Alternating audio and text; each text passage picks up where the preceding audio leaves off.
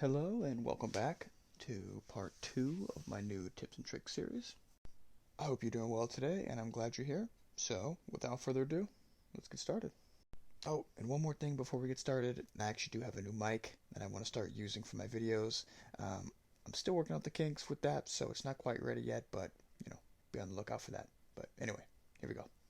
Okay, so our first tip of the day occurs right here at the very beginning of Party Promenade. I'll let you see it in real time, and then we can slow it down and I'll break it down a little better for you.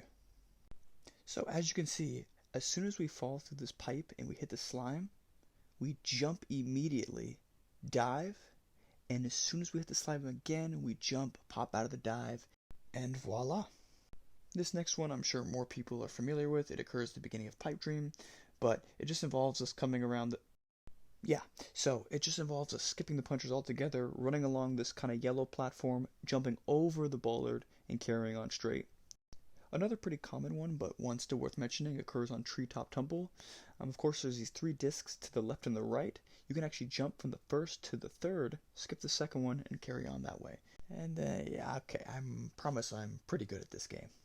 This next tip is very relevant after the most recent update because as you can see here, how we dive on slime was significantly affected and ragdolling is much easier.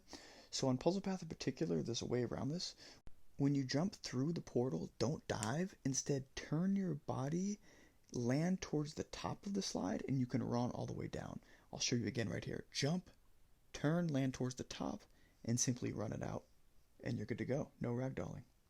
Okay, next one on Whirligig. Of course, you should always go for the middle route towards the end, but if for some reason you get caught, you can jump across here, get back to the middle, and move on no problem. If for some reason you are bored out of your mind, on airtime, you could always do this trick. And we will just pretend I did that totally intentionally this time, not by accident.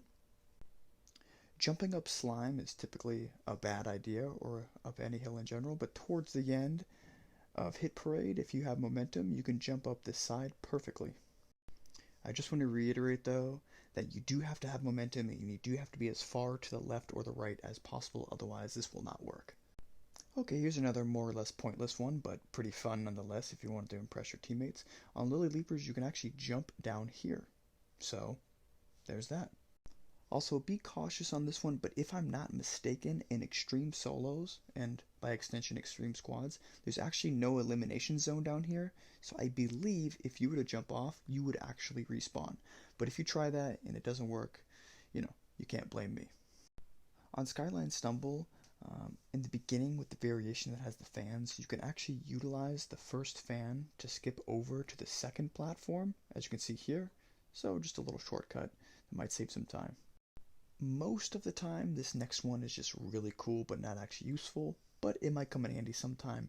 You can actually jump and get behind the fan on the swiveler. It takes a lot of practice, but I recommend trying it because, it looks cool. As I said, you're going to want to practice this one. That'll be your best friend, but basically, as the fan's approaching, you want to run towards it, almost off the edge, then dive towards it, let it take you, and if you do it correctly, you'll land just at the edge of the platform, and you'll be good to go. And to wrap up today, I want to show you guys some tips and tricks on Hoverboard Heroes. There's quite a few of them, so let's get into it. First one is do not leave the platform when there's space between it and the obstacle. You'll get grabbed, you'll fall off. As you can see here, I waited until it touched, then I went. Okay, next you want to come over here, and when you're coming down to jump to this lower slime level, what you want to do is you want to jump over this bar when it's coming towards you. If you're going to jump over it when it's going the opposite direction, it very well could hit you from behind. You'll fly right off. Let's play it again. As you can see, I waited. It's coming towards me. Then we go over down to the lower level and we're safe. This sounds elementary, but of course we keep jumping because this is where we get grabbed and pushed off, especially on a slippery slime surface. We'll be toast. So anyway, we wait. Now when we come up here, we actually want to jump on the rainbow, avoid the hammer or the swing, and then jump up. Careful, of course, not to land on the flingers. And then again, we jump up here on the speaker. Why? So we can avoid the hammer or the swings. And voila, you've made it. The hard part is over, and you're good to go. That just about does it for today. Thanks again for joining. Next week, I would like to do some more advanced tips, maybe. I don't know. In my head, I feel like the majority of my viewers probably are more advanced players. That's why you're here.